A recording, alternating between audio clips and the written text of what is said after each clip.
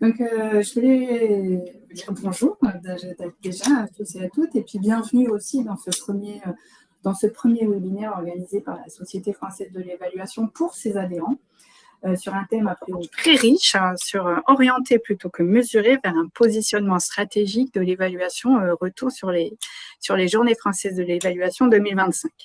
Alors, avant toute chose, pour votre information, ce webinaire va être enregistré et diffusé. Donc, si vous ne souhaitez pas être filmé, pour les quelques-uns qu'on peut voir là, vous pouvez couper. Je vous invite à couper votre caméra. Ceci étant dit, je vais me présenter. Donc, je suis Hélène Varlet. Je suis depuis 1 an vice-présidente de la SFE, et je dois vraiment excuser Virginie Berès, notre présidente, qui n'a pas pu être là et qui en est vraiment, vraiment désolée. Je devais être entourée par Mathieu Lacalle, qui fait partie du bureau, qui est le modérateur aujourd'hui pour notre webinaire, et puis, mais qui va arriver certainement, et par François Catlino, qui est administrateur et surtout le grand coordinateur de ces Journées françaises d'évaluation 2025, qui prendra la parole d'ici quelques secondes. Et donc, je dois vous dire qu'au nom du conseil d'administration, qu'on est vraiment très, très heureux de vous accueillir ici. Alors, il y a quelques mois, Mathieu et moi, on était à l'accueil des rendez-vous du CESE. Les débats étaient lancés, on était là, il y avait quelques retardataires. Et puis, on discutait de ce qu'on pouvait bien faire. Et là, il y a Mathieu qui me dit « Et si on faisait des webinaires ?» Nous y voilà, on y est aujourd'hui, c'est bon. Et je dois dire que ce premier webinaire et le thème aussi sur lequel il porte reflètent vraiment l'association, la SFE telle qu'elle est aujourd'hui en 2026. C'est une association qui vient s'appuyer sur 25 ans d'histoire, sur des outils comme les JFE qui sont organisés régulièrement, sur des publications. Je pense que, alors Jean-Marie vous le dira beaucoup mieux que moi, mais je pense que les derniers cahiers ont vraiment rencontré leur succès au regard du nombre de téléchargements qu'on a sur le design et sur le métier d'évaluateur, les compétences de l'évaluateur. Bref, ça, le travail aussi réalisé par les groupes clubs et réseaux, voilà, tout un tas d'outils qui sont mis en place, et le conseil d'administration a souhaité aller plus loin encore en créant des espaces d'échange réguliers avec et entre les adhérents. Donc, l'envie de partager des contenus, d'échanger sur les méthodes, sur des thématiques, de créer des liens, de diffuser plus largement la culture de l'évaluation. Vous avez peut-être reçu récemment, et si ce n'est pas le cas, il faudra nous le dire, la première lettre d'information de la SFE.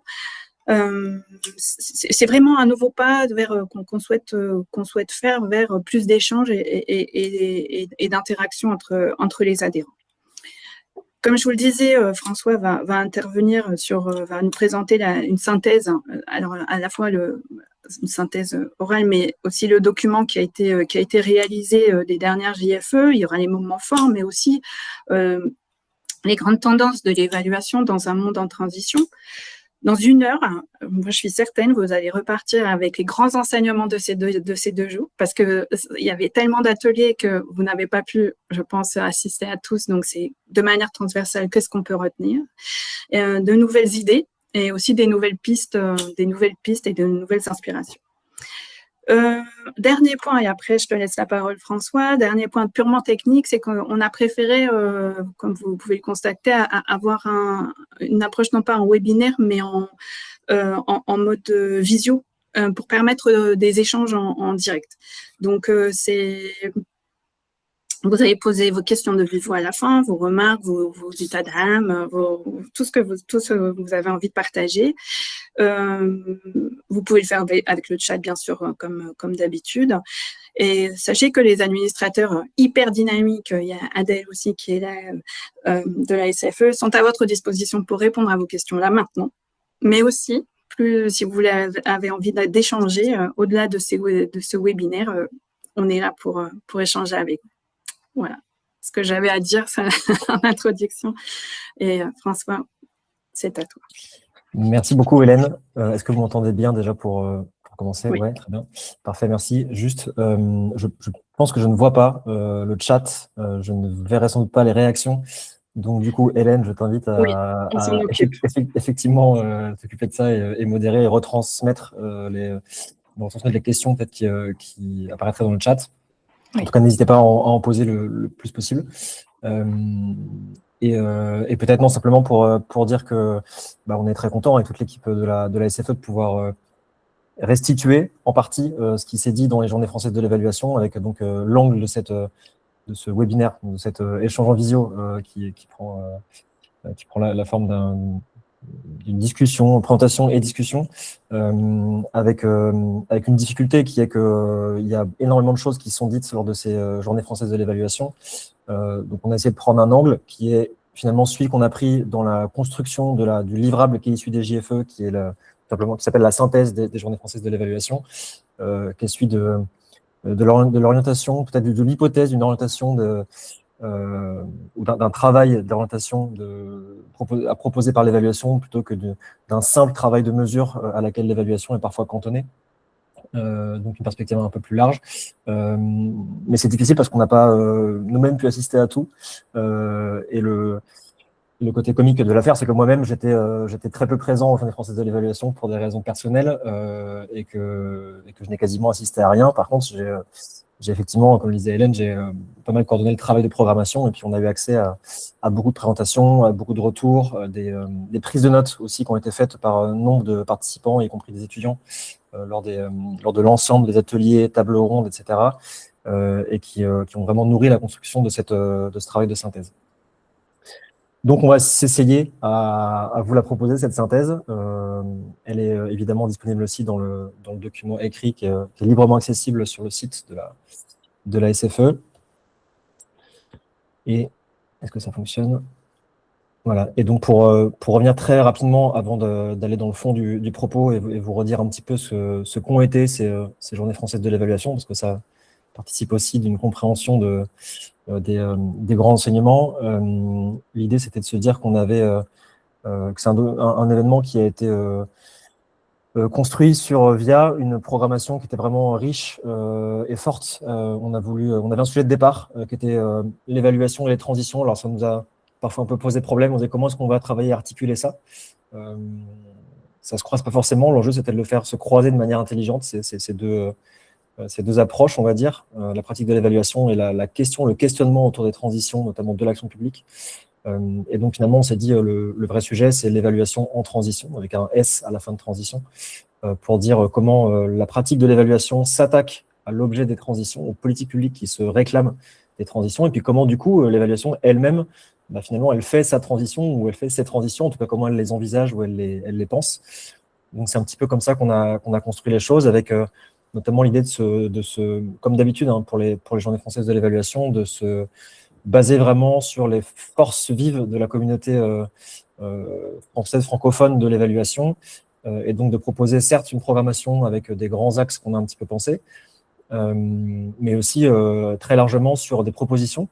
C'est un événement participatif, les JFE, et donc une grande partie des personnes qui ont participé à l'événement ont aussi été des personnes intervenantes, et donc on a lancé cet appel à contribution pour avoir le maximum de choses les plus pertinentes possibles, et instruire ça avec un comité de programmation composé d'une petite trentaine de personnes qui s'est réuni à 4 reprises pour faire une sélection selon des critères notamment de qualité, de pluralité, d'équilibre aussi, en termes de territoire, de genre, de type de contributeur, TRIS, etc.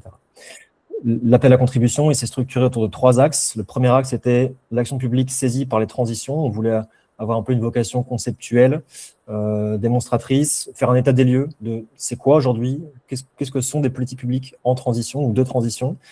Donc un travail de définition, de conceptualisation, aborder les grands enjeux, les cas d'analyse, etc.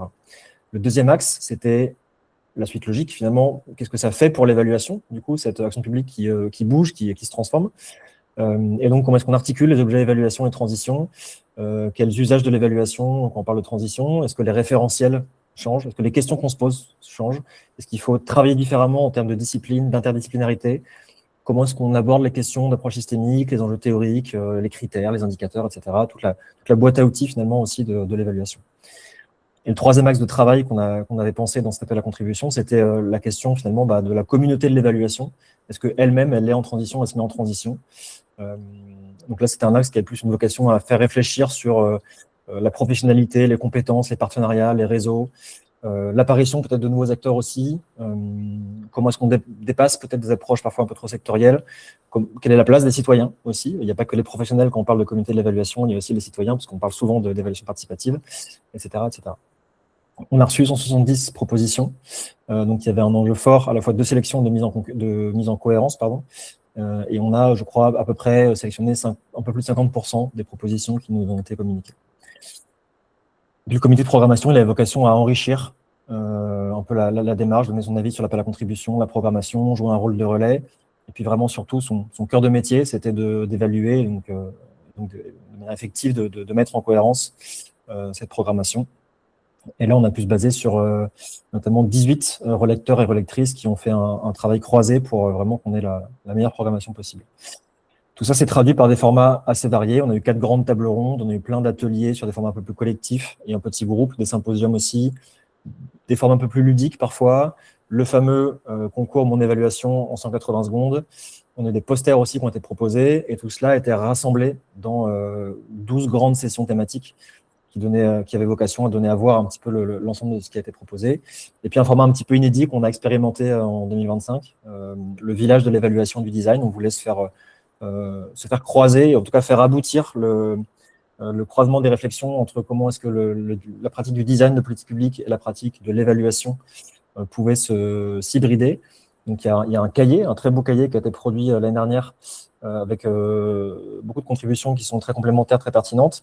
C'est un travail intellectuel, on voulait le matérialiser et du coup les JFE étaient l'endroit parfait pour ça. Donc on a construit ce village qui est un petit peu éphémère et qui a fait se rencontrer pour le coup les professionnels des deux univers. On a eu beaucoup de participants à ces JFE, 466, dont 2 tiers découvraient les JFE, donc ça c'est un élément important, un vrai renouvellement en fait de la communauté, une satisfaction plutôt élevée vis-à-vis de l'événement, donc ça c'était la bonne nouvelle. Et puis on s'appuie aussi sur beaucoup de partenaires pour monter cet événement et faire en sorte qu'il puisse avoir lieu, notamment des partenaires institutionnels au plan national, mais aussi au plan local, puisqu'on était hébergé à Sciences Po Rennes, donc tous les partenaires du territoire breton. Et donc je disais, tout ce travail, il y a eu l'événement, mais ensuite il y a la diffusion, la valorisation. Donc on a ce document qui je pense a été mis en lien dans le chat, le livrable, les synthèses des journées françaises de l'évaluation. Ça c'est le cadre global de travail. Et maintenant quand on vient un petit peu aux grands résultats, qu'est-ce qui s'est dit finalement dans ces JFE? J'ai fait le choix de repartir des 3 axes que je vous ai exposés pour donner un petit peu les grands résultats. Donc la première chose, le premier sujet, c'est celui effectivement de l'action publique en tant que telle. Avant de se demander comment l'évaluation évolue, comment elle doit ou elle pourrait évoluer, on se pose la question d'abord de quoi on parle. Et donc, ce qui est intéressant dans les JFE, c'est qu'il y a tout d'abord eu un travail un petit peu conceptuel de définition, je le disais, avec notamment une définition un petit peu socle des transitions. Alors, je le remets là aussi parce que c'est intéressant dans ce que ça dit sur la complexité de l'objet, et puis du coup, ça renvoie un peu au sujet général de notre webinaire aujourd'hui. La définition qui a été posée, c'était l'idée de se dire que quand on parle de transition, on parle d'un changement vers un système meilleur, entre guillemets, possible, mais qui est difficile et dont le résultat est incertain. C'est intéressant parce que du coup, quand on parle d'évaluation, on cherche souvent à identifier en amont des résultats sur lesquels on veut aller, pour ensuite décliner en questions évaluatives, indicateurs, etc. Là, on voit bien que dès le départ, on assume le côté incertain. C'est déjà une petite révolution intellectuelle dans le monde de l'évaluation. Et la transition, du coup, c'est un peu le processus par lequel on vise à passer du système actuel à un nouveau système, là encore, sans certitude sur le résultat. D'autres définitions complémentaires qui ont été apportées, définir les initiatives de transition, on l'appelait comme tel parce que tout n'est pas que politique publique au sens strict du terme, donc des initiatives de transition qui, elles, viseraient à ouvrir, nourrir, faciliter, préserver ou maintenir ce processus de changement. Et puis plus largement, et là on s'appuyait sur le travail du groupe de travail de la SFE sur les questions justement de politique environnementale et de transition, et donc a été proposée une définition des politiques de transition comme étant l'ensemble des stratégies, des mesures et des actions qui sont mises en place par les gouvernements, les institutions ou les organisations pour accompagner et structurer un changement profond d'un système vers un autre, souvent dans une perspective de durabilité et d'adaptation aux défis contemporains. Donc, vous voyez, là, on a une définition qui est un peu plus structurée, mais qui est extrêmement intéressante parce qu'elle est à la fois assez précise et en même temps assez englobante et dit pas mal de choses. Schématiquement, ce qui s'est dit aussi quand on arrive sur du plus opérationnel dans les JFE, c'est qu'on a finalement deux grands types de politiques de transition qui peuvent être distinguées. D'une part, on a ce qu'on a appelé la planification écologique nationale. Je pense que vous voyez bien à quoi ça renvoie. Donc une démarche un petit peu descendante, mais vraiment d'une logique très large, très horizontale, en tout cas qui vise à embrasser plein de champs d'action publique, mais qui est aussi un petit peu descendante. Et puis à l'inverse, des démarches de transition dans plein de territoires, il en a été recensé dans le cadre des JFE à peu près 150 en France aujourd'hui, en tout cas qui sont formalisés. Ça peut être du verdissement des politiques publiques pour intégrer les enjeux de biodiversité, ça peut être l'accompagnement des changements de mode de vie sur la question de l'alimentation, de mobilité, de transport, etc. Et donc cette opérationnalisation de la transition, elle se traduirait par une double logique. D'une part, un recentrement au sommet de l'État sur l'élaboration de grandes stratégies pour la transition écologique et leur coordination autour de la planification, donc une approche un peu par le haut. Et d'autre part, avec la primauté finalement, en tout cas en termes de nombre, de l'expérimentation d'actions et la mise en œuvre de solutions plutôt qu'on peut qualifier d'innovantes sur les territoires. Donc là, avec une approche par le bas, deux grandes approches qui dialoguent plus ou moins, on ne va pas y revenir aujourd'hui, mais en tout cas, ça a été assez largement discuté dans les JFE. Et puis en transversal finalement de ce qui se fait, un premier questionnement sur finalement l'objectif de ces politiques de transition. Et est-ce que finalement l'objectif majeur, principal, c'est pas la question de la cohérence, c'est de se dire qu'il y a plein de choses qui se font au national, au local, dans plein de sens différents, et que l'enjeu n'est pas forcément de réinventer de nouvelles choses aujourd'hui, mais de mettre en cohérence différents plans, différentes politiques, différentes stratégies qui coexistent, qui parfois ont des objectifs qui vont cohabiter, qui ne sont pas forcément très bien articulés, et que l'enjeu aujourd'hui serait plutôt de se poser pour voir comment est-ce qu'on justement met plus de cohérence dans tout ça.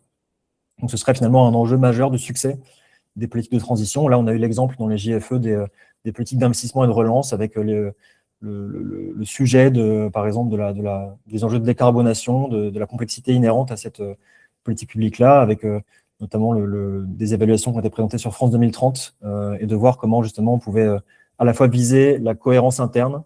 Donc là, on voit bien que pour le coup, sur France 2030, il y a plusieurs objectifs de politique publique qui cohabitent, qui coexistent. Le développement économique, l'industrialisation, la souveraineté, mais aussi du coup les enjeux écologiques via la décarbonation. Et puis comment on articule ça avec aussi la cohérence externe, c'est-à-dire comment est-ce qu'on agit au-delà du plan et comment France 2030 est aussi articulé aux autres politiques publiques qui sont un peu plus actuelles, entre guillemets, et déjà existantes.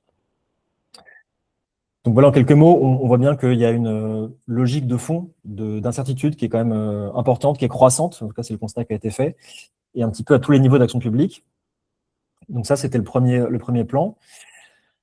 Le deuxième volet de réflexion qui a eu lieu, donc qui renvoie au deuxième axe de l'appel à contribution des JFE, c'était la question justement, une fois qu'on a dit ça, qu'est-ce que ça produit en matière de réflexion et de repositionnement du coup de la pratique de l'évaluation.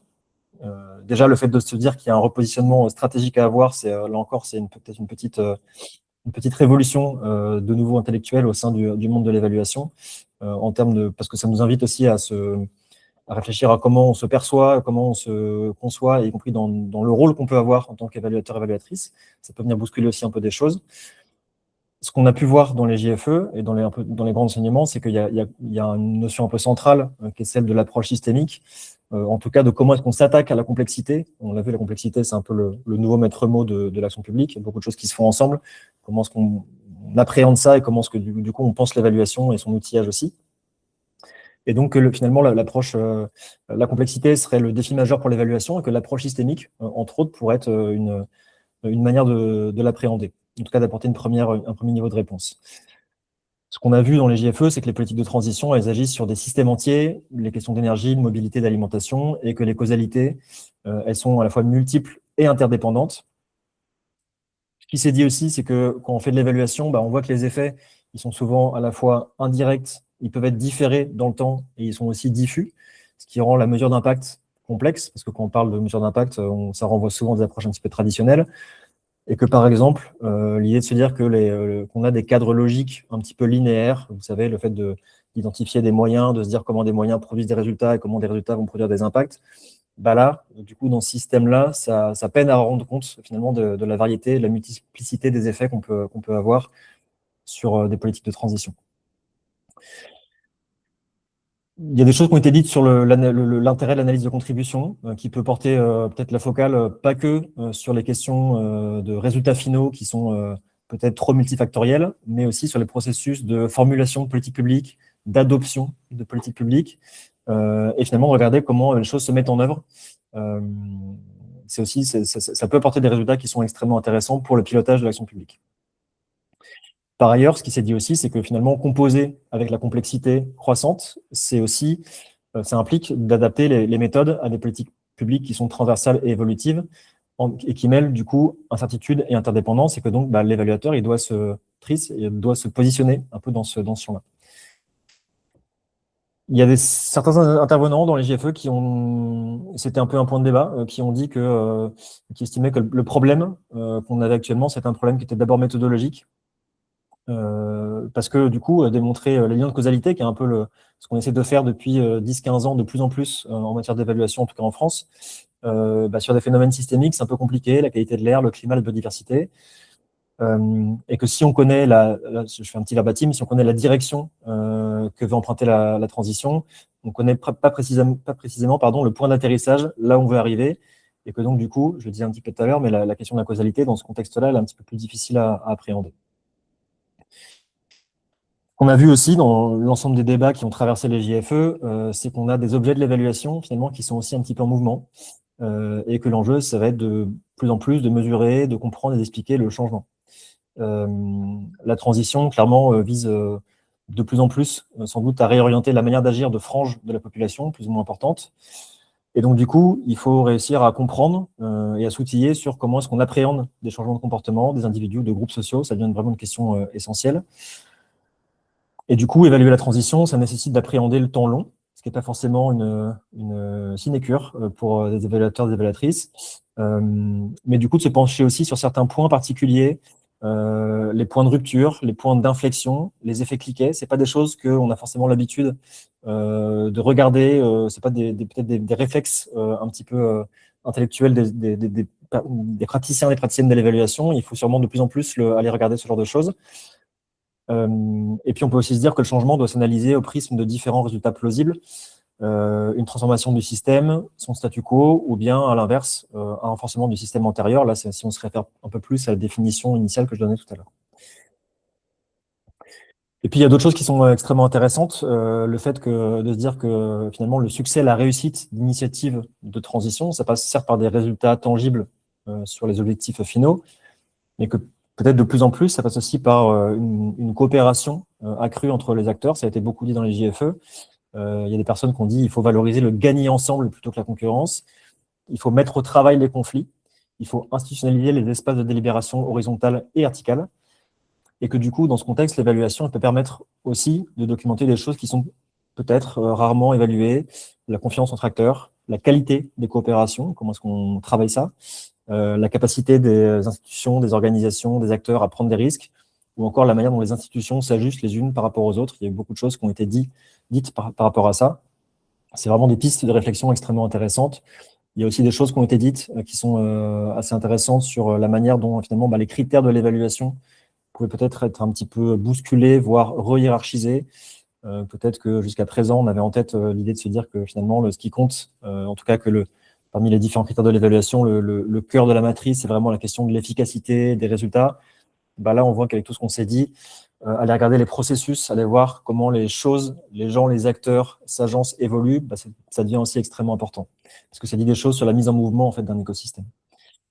Et puis, d'autres débats qui ont eu lieu, qui étaient assez fertiles pour le coup, et vraiment, vraiment stimulants, et je pense que ça va perdurer dans les années qui viennent, c'était la question de discuter des valeurs de l'évaluation. Évaluer, c'est, au sens étymologique, c'est dire la valeur d'eux. Et finalement, comment est-ce qu'on se met d'accord entre parties prenantes de l'action publique, de l'évaluation sur qu'est-ce qui est la valeur, quelle est la valeur des choses, comment est-ce qu'on la formule, comment est-ce qu'on la dit, est-ce qu'on est toutes et toutes d'accord sur ce qui a de la valeur.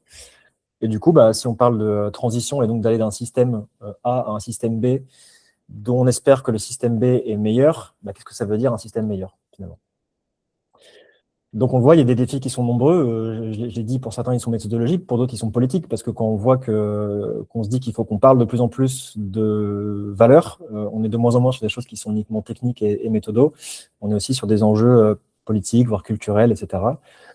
Et justement, ce qui a été pas mal dit aussi dans les JFE, c'est l'idée de se dire que de plus en plus, il faut qu'on change de culture un petit peu et qu'on aille vers une évaluation qui est peut-être un peu moins techniciste, un peu moins centralisée, mais qui est plus coopérative, partenariale, et en tout cas qui met plus en discussion les choses, peut-être au détriment ou en faisant passer en second plan l'établissement de résultats purs, durs, très tangibles, comme on a pu avoir l'occasion de le faire dans les dernières années et dernières décennies. Et puis, troisième chose, là, ça renvoie à l'axe 3 de l'appel à contribution. La question du repositionnement stratégique des évaluateurs et évaluatrices, là encore, le grand constat qui a été fait sur finalement le métier, la profession des évaluateurs, des évaluatrices, c'était qu'on était sur un métier désorienté. Alors, il y a des analogies qui ont été faites avec les approches, les théories de Bruno Latour notamment. Mais l'idée, c'était de se dire qu'on a quand même des grandes dynamiques, un monde la fin d'un monde stable, ou perçu comme stable, peut-être. Le fait qu'il y ait des urgences qui émergent de partout, on le voit de plus en plus, même ces jours-ci. Et puis la question de la contestation croissante peut-être de l'expertise, l'évaluation pouvant être considérée comme une forme d'expertise. Ce qui s'est dit dans les GFE, c'est qu'on avait finalement 3 grandes dynamiques de transformation de la pratique de l'évaluation qui pouvaient être identifiées, en tout cas des pistes d'évolution. Le fait de se dire qu'il faudrait qu'on aille de plus en plus vers une évaluation plus narrative, c'est-à-dire qui raconte les chemins plutôt que les bilans. Une dynamique qui va vers une évaluation qui serait plus dialectique et délibérative, donc qui intègre les controverses, qui leur rendent justice, qui les aborde frontalement aussi, plutôt qu'en essayant de les lisser pour aboutir à des résultats plus consensuels. Et puis une évaluation qui serait aussi peut-être plus écologique au sens large, car plus consciente des interdépendances entre les humains, les institutions et les milieux, et qui serait attentive à la biodiversité des approches. C'est un joli terme qui a été employé pendant les JFE. Donc finalement, le grand basculement qu'on aurait, ce serait une évolution des métiers de l'évaluation qui serait liée au fait qu'on passe d'un métier de mesure à un métier d'orientation, c'est-à-dire qu'il serait moins centré sur le jugement que sur la capacité à relier, à faire apparaître les interdépendances. Donc ça, c'est un constat qui a été fait et qui rejoint d'autres réflexions qui ont eu lieu, par exemple dans la table ronde qui était relative aux enjeux de coopération internationale, où les intervenants, je cite, ont insisté sur le fait que l'évaluation ne doit pas trancher, mais relier, pour s'inscrire dans une culture un petit peu différente, et que le contenu des évaluations doit être davantage co-défini par les communautés professionnelles, y compris par les associations du Sud, en l'occurrence quand on parle de coopération internationale, et que finalement les évaluateurs, les évaluatrices et les communautés d'évaluation doivent faire émerger des descripteurs du changement, d'abord, en premier lieu, avant de les transformer en indicateurs, plutôt que d'avoir une approche un peu plus classique qui serait d'imposer, de réfléchir d'emblée par un référentiel un peu externe qu'on viendrait appliquer avec des critères, des indicateurs, des grandes questions relatives qu'on plaquerait un petit peu partout. Dans ce contexte, comment est-ce qu'on explore ce repositionnement des évaluateurs, des évaluatrices? Il y a des choses qui ont été dites sur le fait que, sur le plan technique d'abord, est-ce qu'on est techniquement, méthodologiquement suffisamment outillé à ce jour pour embrasser un peu tous ces défis? Là-dessus, il y a globalement un relatif consensus qui a été posé dans les JFE sur le fait que la variable technique était globalement plutôt appropriée. Alors, il y a des variations peut-être, c'est peut-être un petit peu moins, c'est peut-être très vrai à l'international, c'est peut-être un petit peu moins vrai pour le contexte français où il y a quand même des oppositions qui restent assez vivaces entre les tenants des méthodes qualitatives ou quantitatives, entre autres, pas que. Les personnes qui mettent très en avant certaines méthodes, par exemple les évaluations randomisées par rapport à d'autres qui vont plaider pour des approches plus mixtes, etc. Bref, il y a encore pas mal de débats qui font que finalement la question des meilleures méthodes n'est pas encore tranchée, mais peut-être que c'est aussi une bonne chose qu'il y ait des débats qui existent et qui perdurent. Néanmoins, ce qui a été noté, c'est qu'il y a un besoin de monter en compétences pour mieux évaluer, notamment parce que les environnements et les objets d'évaluation sont et vont être de plus en plus complexes. Et puis pour envisager tout ça, différentes pistes qui ont été identifiées, la question du recours à l'intelligence artificielle. Alors, on ne va pas y revenir ici parce que je pense qu'il y aura un webinaire qui sera dédié un peu plus tard. Mais dans les JFE, a été retravaillée la charte de l'évaluation de la SFE pour justement la challenger avec cette révolution de l'IA. Et puis tout un tas de réflexions qui ont été proposées dans les JFE sur comment est-ce qu'on hybride la pratique de l'évaluation avec d'autres pratiques professionnelles expertes, la prospective, l'observation, comment est-ce qu'on va identifier des tendances, des signaux faibles, ça a été dit aussi, c'est un verbatim, les nœuds du futur, et puis aussi des choses un peu moins classiques, comment est-ce qu'on fait appel aussi aux récits, aux imaginaires, pour peut-être un petit peu améliorer la manière dont on fait de l'évaluation. Et puis évidemment, je le disais tout à l'heure, la rencontre qui s'est matérialisée entre le design et l'évaluation, où probablement que les deux grandes parties prenantes ont des choses à se raconter et à échanger. Au-delà de la question technique et la question un petit peu de la culture, de l'hybridation, la question vraiment de la posture des évaluateurs, des évaluatrices qui a été aussi beaucoup discutée, avec un résultat assez clair qui est celui de la nécessité d'un engagement accru des évaluateurs, des évaluatrices auprès des parties prenantes. Donc peut-être un changement par rapport à la posture un peu canonique de l'évaluation qui est celle de l'expert externe, indépendant, objectivant, qui donne des résultats sans prendre parti. Là, ce dogme-là a été un petit peu questionné, pas forcément remis en question complètement, mais questionné. Il y a plusieurs choses intéressantes qui ont été dites, notamment des intervenants qui ont identifié les 3 grandes postures de l'évaluateur dans le monde de demain. La posture de l'évaluateur pirate bienveillant des politiques publiques, dont l'objectif est de rendre compte et d'apprendre les transitions institutionnelles. Une autre posture qui est celle de l'évaluateur comme ami critique des politiques publiques, l'évaluateur qui est un peu un compagnon de route, qui cherche à prévoir, à anticiper les obstacles de la transition plutôt que de les subir. Donc, ami critique parce qu'il est là pour améliorer le pilotage de l'action publique, mais en même temps, il dit un petit peu ce qui gratte ou ce qui pourrait gratter dans le futur. Et puis, troisième posture potentielle, l'évaluateur comme constructeur de théorie, qui va chercher à préparer les futurs en travaillant sur les apprentissages, notamment issus des échecs, et dont la mission en tant qu'évaluateur est non pas forcément d'apporter des résultats immédiats, mais de construire un leg, finalement, sur ce qui a pu être produit, travaillé, capitalisé en matière d'évaluation et d'enseignement de politique publique. En transversal de ces différentes postures, qui peut-être auront vocation à être travaillées, expérimentées, testées dans les années à venir, c'est le constat d'une évaluation qui doit être de plus en plus engagée, qui a été faite. Évaluation plus engagée, qui pourrait jouer, ça a été dit, là, c'est un verbatim encore, un rôle de contre-pouvoir discret, ce qui amène à repenser le métier de l'évaluation, en conservant évidemment ce qui fait son ADN. Ça, c'est un petit peu aussi identifié, le côté miroir critique, l'intérêt de l'évaluation pour aider les décideurs à passer des caps, comment est-ce qu'on identifie des voies de passage, tout en re-questionnant certains principes, voire certains dogmes, tels que l'obsession d'une objectivité un petit peu suprême, ou l'indépendance qui serait entendue uniquement comme une distance vis-à-vis des acteurs et des objets. Donc là, l'évaluateur deviendrait peut-être surtout un accompagnateur méthodologique plutôt qu'un simple producteur de jugement. Donc est-ce que c'est une évolution du rôle ou est-ce que c'est un enrichissement du rôle de l'évaluateur et de l'évaluatrice? Je ne sais pas, c'est peut-être une question ouverte pour lancer le débat. En tout cas, pour ce qui a été dit, au-delà de la posture des évaluateurs et des évaluatrices, c'est aussi un changement de perception du rôle de l'évaluation. Là encore, c'est un verbatim, c'était un joli mot qui a été dit, un rôle de boussole de l'évaluation pour une action publique en transition, avec l'objectif de vérifier, d'aider en tout cas les décideurs à vérifier si les actions gardent le cap qui était initialement pensé, plutôt que d'opérer par des démonstrations complètes de causalité, qui par nature seraient un petit peu sectorielles, un petit peu circonscrites, et qui ne permettraient pas d'avoir une vision un peu de long terme, un peu globale des évolutions.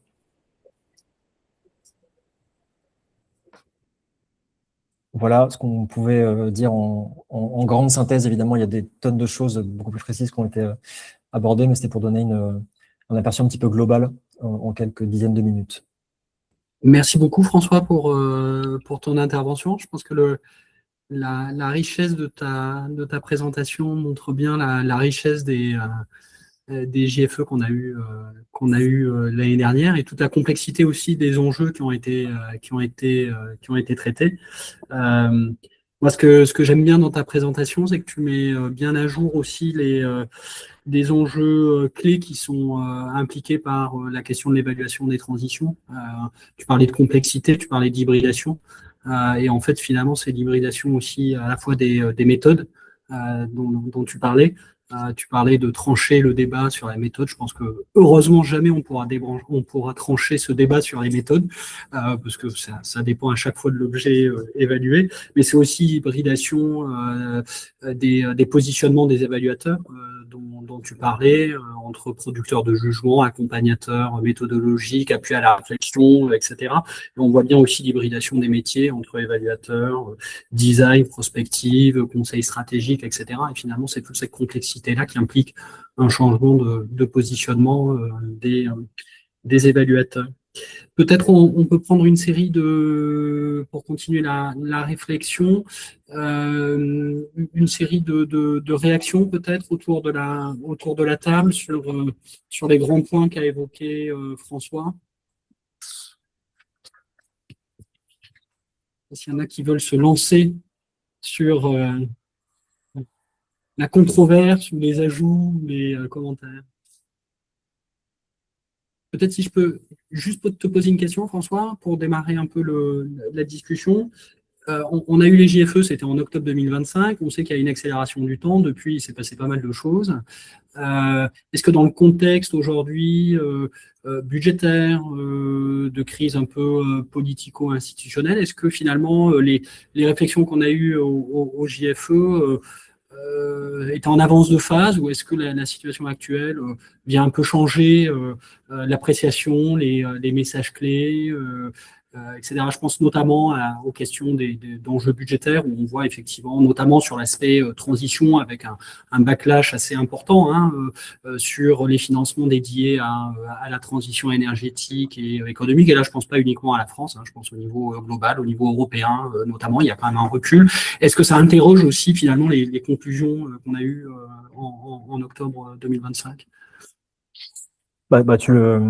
Tu le dis un petit peu avec cette notion de backlash qui connaît un succès dans le monde médiatique et politique, mais c'est un peu vrai. Je pense que oui, on était dans le vrai en octobre 2025 lors des JFE sur l'identification des grands problèmes, des grands mouvements et des grands enjeux.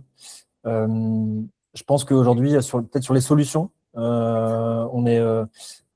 faut déjà peut-être se réinterroger, parce qu'on a parlé d'une action publique en transition, de politique publique de transition, de planification écologique, d'initiatives locales, territoriales de transition.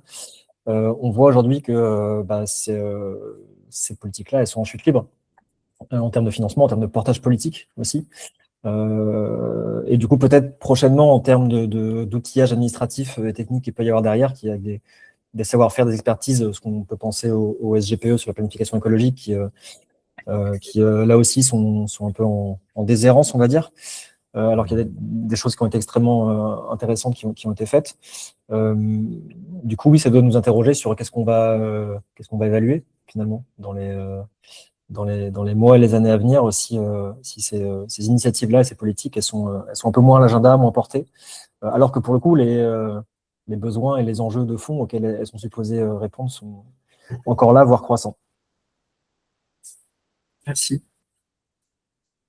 D'autres réactions ? Bonjour. Martha ? Oui, bonjour. j'en ai une, effectivement. Bonjour à tous. Merci pour cette présentation. Très intéressante, ça me fait de bons souvenirs. Je voulais revenir sur un souvenir plutôt personnel, justement, quelques ateliers relatifs à aux évaluations participatives. Ce que je retiens aussi à titre personnel de cette expérience au JFE, c'était notamment l'élargissement à travers l'évaluation du spectre de évaluateurs potentiels. Et donc, pas seulement l'évaluateur technique et expert, mais bien, effectivement, grâce à des processus de plus en plus participatifs, d'autres personnes plutôt éloignées de l'évaluation dans leur vie quotidienne, les citoyens. On pense notamment avec les interventions que j'avais entendues très intéressantes de certaines collectivités territoriales. Et puis, plus généralement, ce que ça vaut toujours aussi de tout le spectre des agents publics, finalement, qui sont partie prenante de certaines évaluations, qui font l'objet d'une évaluation parfois, et qui sont multiples et qui ne font pas tous partie d'une unité d'évaluation. Donc là, je parle plutôt de la perspective du ministère de l'Europe et des Affaires étrangères, avec effectivement cet enjeu qui est commun à d'autres administrations, celui de effectivement propager un peu cette culture de l'évaluation, pas forcément pour la faire directement, mais pour être mieux impliqué dans ces processus d'évaluation, mieux saisir l'intérêt. Et du coup, voilà, ça fait un peu écho à ce que vous avez souligné sur la perspective d'une évolution aussi du métier, de la posture, qui va vers davantage d'engagement, mais aussi vers moins de technicisme et plus d'orientation, plus de perspectives, conseils. Donc, c'était particulièrement intéressant de voir tout ça. Et voilà, je trouvais que c'était peut-être la dernière pièce du puzzle qui manquait dans ce récit, en tout cas pour moi. Je conclus avec une question plutôt. Je me permets, je ne sais pas si c'est vraiment le sujet, mais j'aimerais aussi revenir sur une question par rapport à l'organisation des JFE, parce que j'ai vu que ça a été un gros challenge, j'ai vu qu'il y a eu beaucoup de contributions. Faisant partie des bénévoles qui aident à l'organisation du congrès européen, j'en ai aussi fait les frais, et je me posais la question dans les coulisses, si vous pouvez répondre, ou si peut-être voilà, vous répondrez ultérieurement, le lien que vous avez dû faire entre les groupes de travail de la SFE et la place qu'ils pouvaient avoir ou occuper dans le programme des JFE. C'est une tension qu'on a vécue à l'échelle européenne, et je voulais savoir si vous avez vécu de la même façon ou si vous aviez peut-être mieux anticipé la place et l'engagement que les membres d'un groupe de travail souhaitent mobiliser lors d'un événement aussi important. Merci beaucoup. Merci à vous. François, tu veux répondre sur le dernier point, moi j'ai. Vas-y, je t'en prie. C'est une excellente question parce qu'on a discuté pas plus tard qu'il y a 2 semaines, juste après le conseil d'administration de la SFE, il y avait un comité de développement où justement on réunissait des animateurs de groupes thématiques de la SFE. Alors, il y avait des groupes thématiques et il y avait des représentants des clubs et réseaux, parce que finalement, on a différents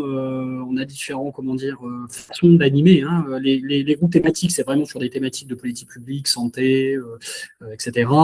Les réseaux, c'est plutôt des groupes sur des sujets transversaux, et les clubs, c'est plutôt territoriaux. Et on s'est posé la question, c'était un des sujets.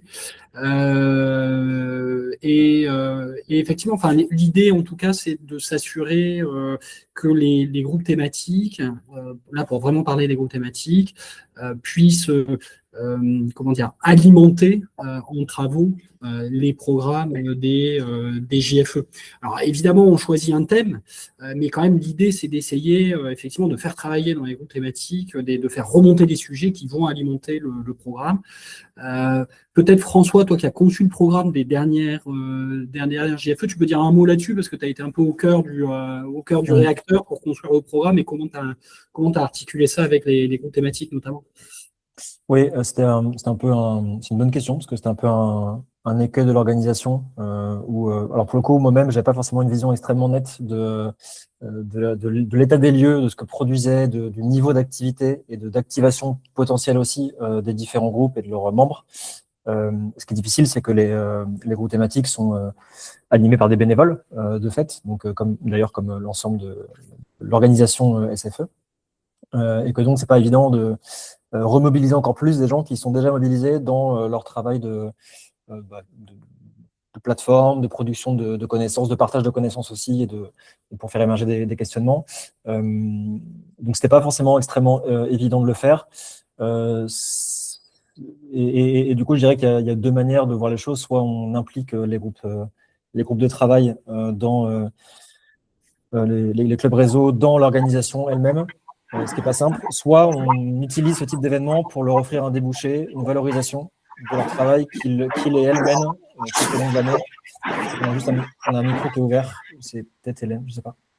Merci. Tout au long de l'année, et du coup, là, c'est beaucoup plus riche parce que effectivement, ça permet vraiment de donner de la chair à des réflexions. Et pour le coup, là, on vient avoir un événement qui est alimenté par des réflexions de personnes qui travaillent sur le sujet depuis 2 ans, 3 ans. Et en l'occurrence, pour ces JFE-là, cette édition-là, on avait le thème des transitions et il s'avère qu'il y avait un groupe de travail très actif, co-animé notamment par Benoît Simon de Pleine Public et Isabelle Sagné de l'ADEME, sur les politiques environnementales et de transition. Donc, ils sont arrivés aussi avec des propositions qui étaient extrêmement intéressantes en matière d'apport conceptuel, de définition. Une partie des définitions que j'évoquais tout à l'heure, ça provient de leur groupe de travail. Un recensement d'initiatives aussi qui est riche, et une capacité à faire intervenir des personnes qui sont plus ou moins expertes, mais en tout cas qui ont des discours extrêmement intéressants et complémentaires. Donc, faut s'appuyer dessus et valoriser leur production dans le cadre d'un tel événement.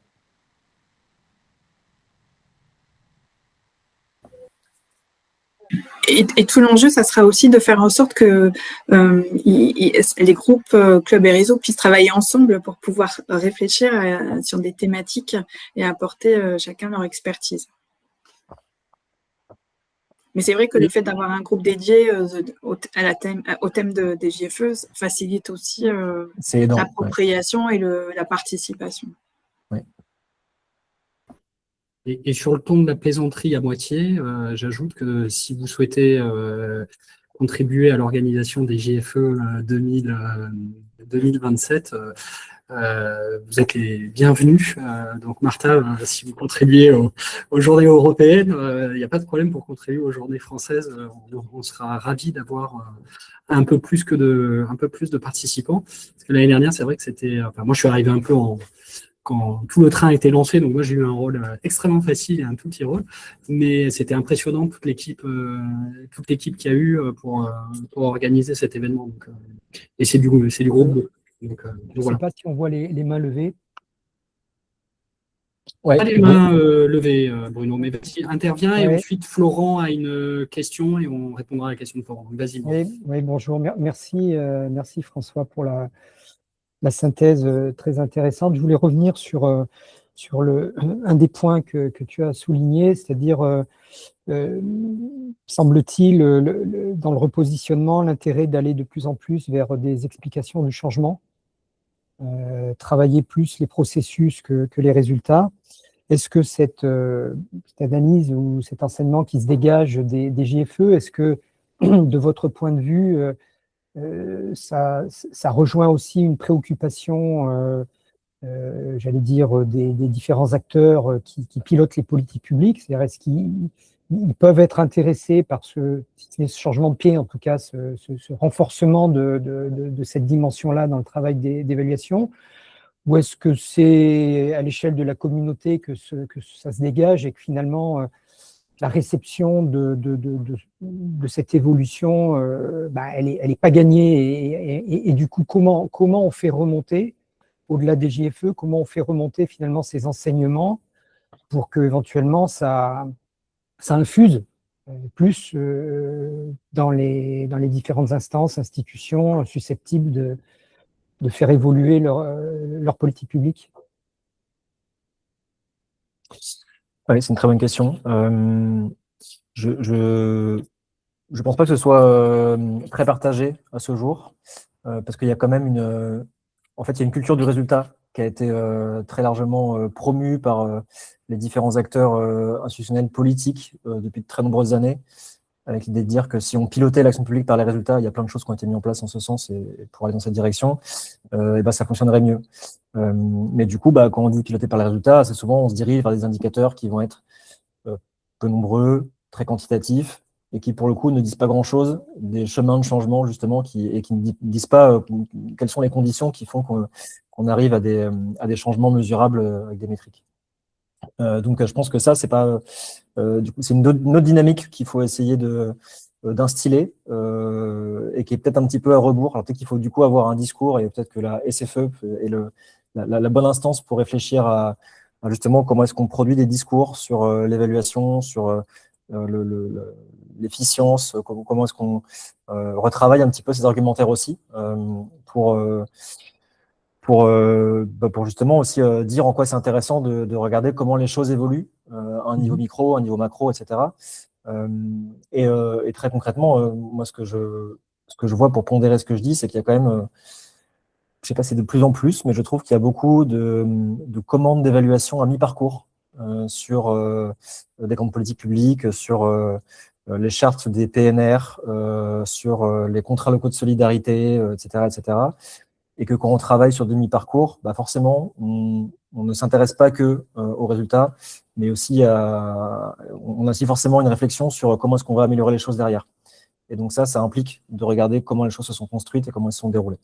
Peut-être juste, avant de laisser la parole au suivant, proposition, je crois que tu mentionnais aussi tout à l'heure que ça réinterrogeait les sacro-saints critères d'évaluation. Est-ce que la SFE n'aurait pas aussi intérêt éventuellement à réinterroger ce registre et peut-être faire apparaître d'autres dimensions que celles qui sont aujourd'hui inscrites dans le marbre, hein, efficacité, efficience, cohérence, pertinence, impact. Est-ce qu'il ne faudrait pas redonner toutes ces lettres de noblesse, parce que je partage complètement ton point de vue, aux critères processus, hein, aux critères changement, et du coup pousser davantage ces dimensions-là d'un travail évaluatif. Oui. Donc voilà, question lancée en direction de la SFE, est-ce qu'il ne faudrait pas essayer de réinterroger ce... Oui, c'est une très bonne idée. C'est une très bonne idée, et puis ça fait 20 ans que la charte de l'évaluation existe, donc ça peut être l'occasion de pas la dépoussiérer parce qu'elle est extrêmement actuelle évidemment et que c'est un document socle pour la pratique de l'évaluation, mais on pourrait l'enrichir sans doute. Et je crois d'ailleurs, mais peut-être que Mathieu et Hélène, vous avez des précisions là-dessus, mais je crois que dans le travail qui a été fait, que j'évoquais tout à l'heure, de challenger la charte de l'évaluation par l'IA, il me semble qu'a été introduit proposé un critère de soutenabilité complémentaire des autres critères qui sont proposés. Donc on voit déjà qu'il y a des possibilités pour intégrer de nouvelles choses qui probablement aujourd'hui seraient relativement bien acceptées parce qu'on voit bien de quoi il s'agit et que c'est peu contesté, quoi. Merci. Merci Bruno pour ce nouveau chantier. Mais oui, mais je pense que en plus c'est intéressant et puis ça fait écho aussi au prochain webinaire qui aura lieu je crois que c'est le 21 septembre, si je dis pas de bêtises. J'ai des problèmes avec les dates et les horaires en ce moment. Et qui portera sur la sortie du hors-série d'Horizon Public sur l'évaluation. Et on en profitera également pour présenter le manifeste de la SFE sur l'évaluation transformatrice. Et en fait, pour moi, l'évaluation transformatrice, c'est ce que tu dis, c'est en gros, c'est comment changer la mesure de l'impact au-delà des chiffres, etc. C'est aussi documenter les changements, l'effet de transformation, et la transformation, elle n'est pas juste avec des indicateurs quanti, etc. C'est regarder les processus, etc. Donc, je pense que ça peut être des éléments intéressants à la réflexion. Peut-être avant de conclure, Florent, tu avais une question sur où ont lieu les prochaines JFE 2027. Jean-Marie, est-ce que tu as la réponse? Je ne crois pas. C'est en cours d'examen. Voilà. Donc, Ouais, si vous avez des idées, si certaines institutions veulent mettre à disposition de la SFE un lieu à titre gracieux ou même à titre payant, nous serions ravis d'entamer des discussions avec cette institution publique. François, vas-y. Oui, ce qu'il faut rappeler aussi, c'est qu'au-delà du lieu, tout l'événement JFE 2027 est à penser. Pour l'instant, il y a l'idée, l'envie de le faire. Il y a la structure organisationnelle derrière avec la SFE et tous les bénévoles qui la composent aux différents échelons. Mais il faut aussi à la fois une personne ou une équipe qui prenne le lead pour se lancer. Et effectivement, il faut aussi ce que moi j'appelle un territoire accueillant, quoi, qui se mobilise pour faire en sorte qu'on puisse assez vite identifier l'endroit et donc trouver la date, etc. Donc avec certains membres du CA, on avait commencé à se pencher sur le sujet pour identifier quelques villes dans lesquelles ça pourrait avoir lieu parce que récemment, il n'y a pas eu de JFE qui s'y sont déroulés, donc ça ne va pas être trop redondant, où on sait qu'il y a une dynamique d'évaluation qui peut être intéressante, etc., donc différents critères. Ça peut être partagé, mais ce qu'il faut vraiment diffuser aussi autour de vous, c'est le fait que on a besoin de personnes aujourd'hui pour porter ou coporter ce chantier organisation des JFE 2027.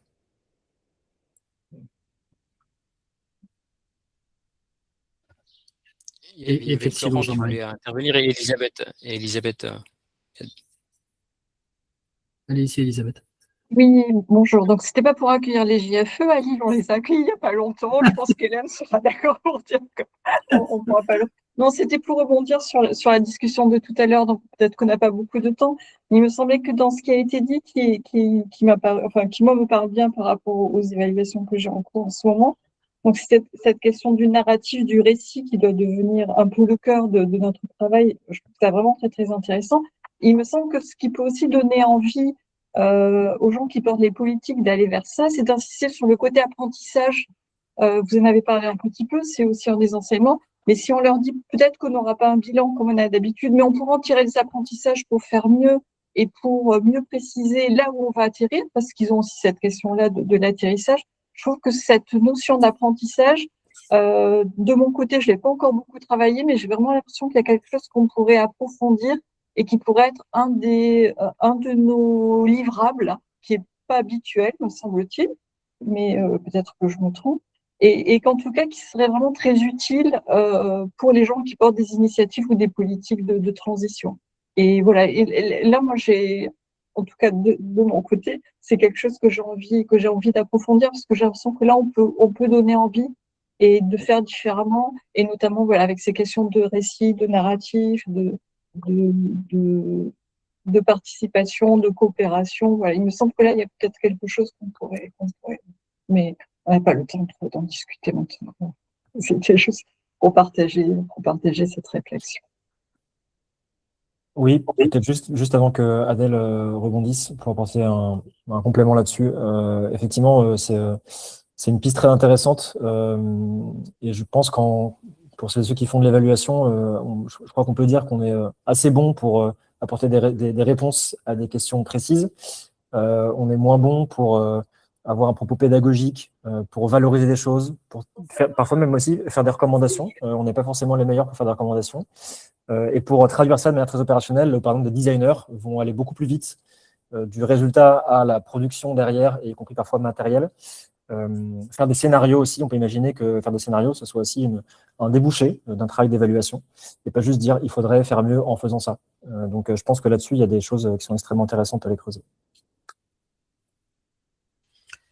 Je me permets juste de compléter ce qu'a dit François, et pour répondre à la question du récit, la Fabrique des transitions travaille beaucoup sur la question des récits. Elle accompagne beaucoup de territoires. J'ai oublié, François, le nom du directeur de...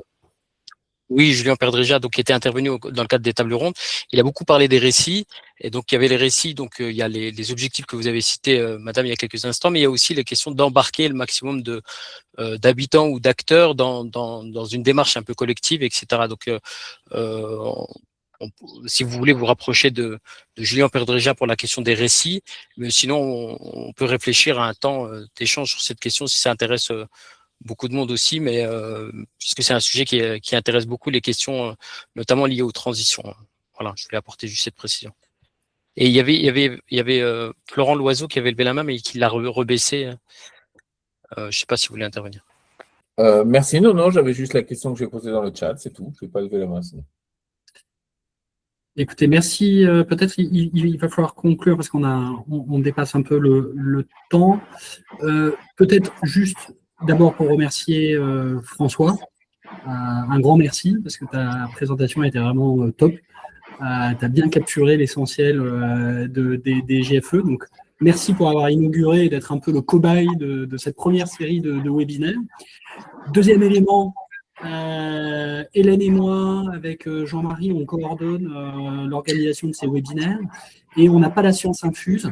Donc, si vous avez des idées de sujets que vous voudriez discuter, partager avec la communauté, eh ben, vous avez l'adresse du bureau, vous avez l'adresse de Jean-Marie. N'hésitez pas à mettre vos idées dans des emails avec un bullet point. Il n'y a pas besoin d'écrire 3 pages. Et ensuite, on vous recontacte pour comprendre ce que vous voulez dire s'il y a besoin de plus d'explications.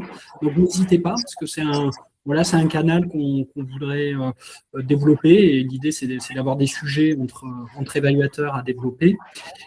Et puis, troisième élément, peut-être Hélène, si tu veux dire un mot sur voilà, sur la suite et puis de conclure. Voilà. Moi, je voulais juste remercier François, remercier Jean-Marie aussi pour la technique qui est impeccable. Vous aviez dans le chat les liens vers le document, la synthèse dont a parlé François, mais aussi vers les tables rondes qui ont été enregistrées et qui se trouvent sur YouTube. Ce que je voulais vous dire encore deux choses, c'est qu'on va vous envoyer cet après-midi avec Jean-Marie un petit formulaire avec quelques questions comme ça pour avoir votre retour sur ce premier webinaire et, comme le disait Mathieu, des propositions si jamais vous avez une évaluation que vous voulez absolument partager avec tout le monde ou une approche comme voilà sur les récits, si vous voulez partager ça avec les adhérents, c'est aussi un moment qui vous est consacré. Et puis deux dates, comme le disait Mathieu, le 21 septembre, un retour sur 2026, l'évaluation en 10 points clés, retour sur la rédaction du hors-série évaluation des politiques publiques du magazine hors-série. Et puis, comme le disait Martha tout à l'heure, les journées européennes de l'évaluation à Lille, le 26 et le 30 octobre. Et donc, je pense que j'en ai terminé avec mes informations. En tout cas, un grand merci à tous Merci à vous. pour avoir été là. Merci. À bientôt. À bientôt. Merci à tous. Au revoir. Bonne journée. Au revoir. Au revoir.